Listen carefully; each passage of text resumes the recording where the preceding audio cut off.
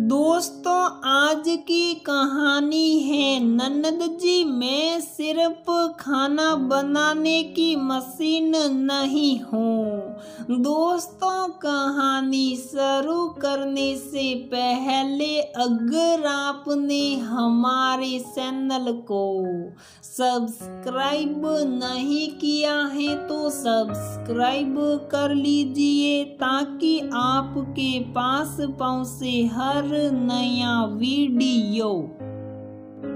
साधना बहू चाय के साथ थोड़े पकोड़े भी तल लेना, तेरी ननद सिल्लू और नंदुई आने वाले हैं। अभी शाम का नाश्ता खत्म कर जैसे ही साधना अपने कमरे की ओर बढ़ने लगी, सासू माँ का फरमान जारी हो गया।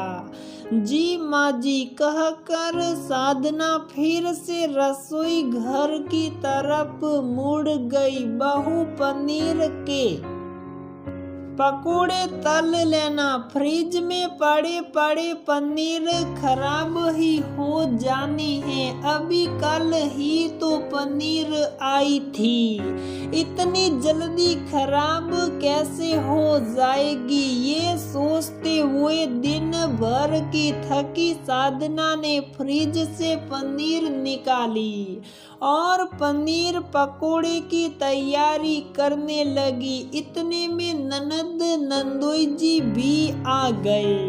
बाहर से ठहाकों की आवाजें आ रही थी और साधना किचन में पकोड़े तलने में व्यस्त थी।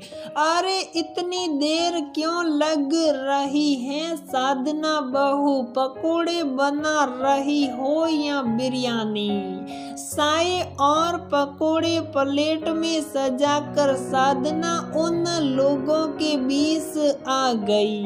माँ जी, पनीर बहुत ठंडा था, इस कारण पकोड़े तलने में लेट हो गया, कहकर वो वहीं बैठने लगी। अरे साधना, क्या कर रही हो? इतने दिनों के बाद जमाई जी घर आए हैं तो क्या उन्हें यूं ही विदा कर दोगी?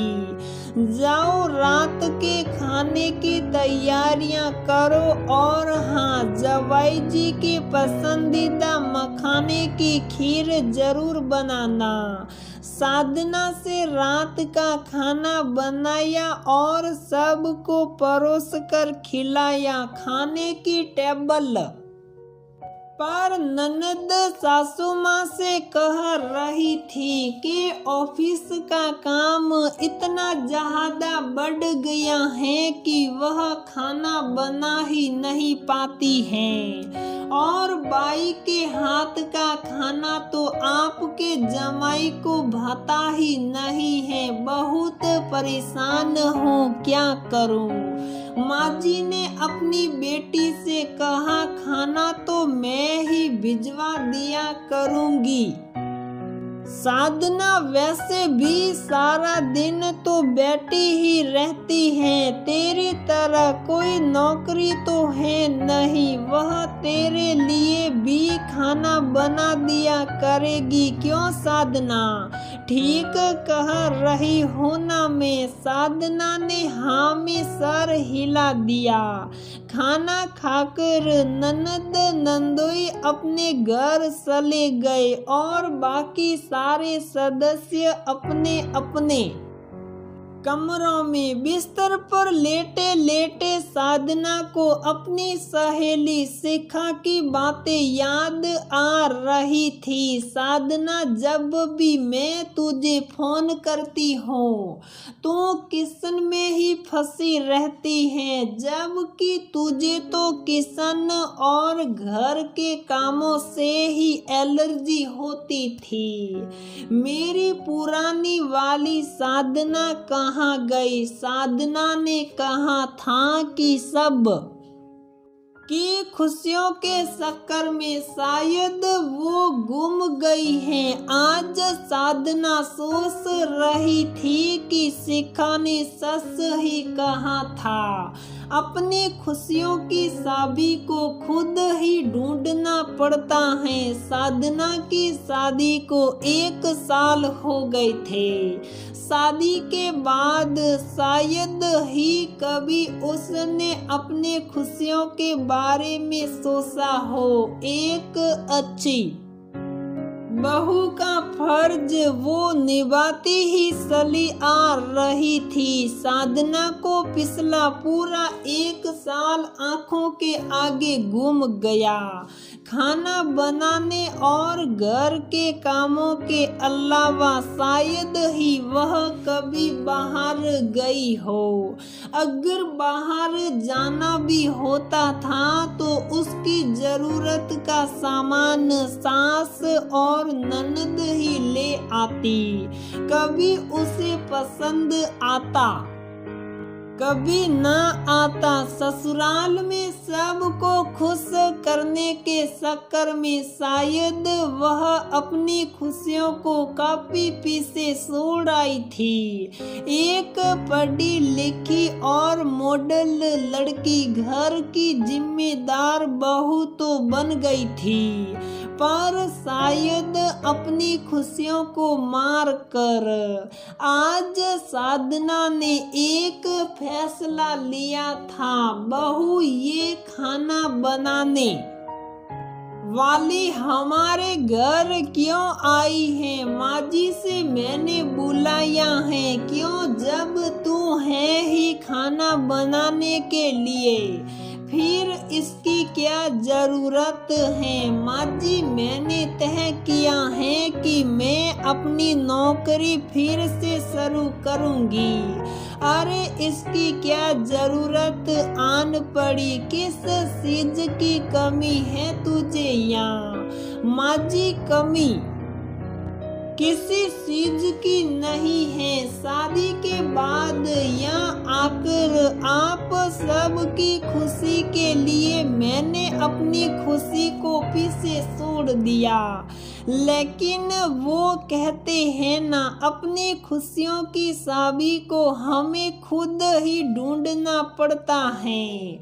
तो अब मैं सिर्फ खाना बनाने की मशीन बनकर नहीं रहना चाहती हूँ। मेरी खुशी इसमें है कि मैं घर गृहस्थी के साथ साथ अपने सपनों को भी नई उड़ान दूं। और फिर नीलू दीदी को तो काम करने से आपने कभी नहीं रोका, फिर मुझे क्यों रोक रही हैं? आखिर बहू और बेटी को इतना अंतर क्यों? आप मुझे इसलिए तो नहीं रोक रही कि नीलू दीदी को परेशानी हो जाएगी, क्योंकि हमेशा तो उनका खाना हमारे घर से ही जाता है। अब जब कि मैं नौकरी करूंगी तो उनके पति के लिए घर का बना खाना समय से कैसे जाएगा? आज साधना ने अपनी सासू माँ को आईना दिखाने की ठान ली थी।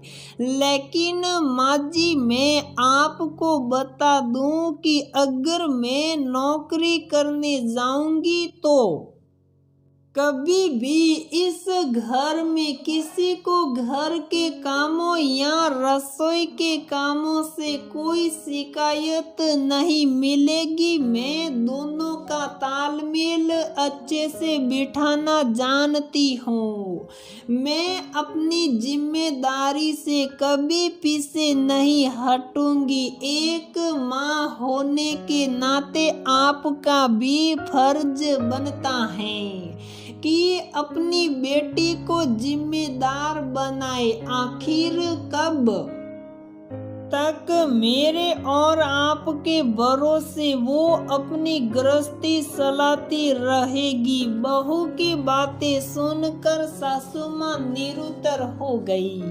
बहू की बातें 100% सही थी। सासू माँ ने अपनी बेटी को राह दिखाने की ठानी और साधना को नई जिंदगी की ढेरों शुभकामनाएं दी। साधना को अपनी खुशियों की चाबी मिल गई थी। दोस्तों, कभी कभी लोगों को अपनी गलती का एहसास दिलाना बहुत जरूरी होता है।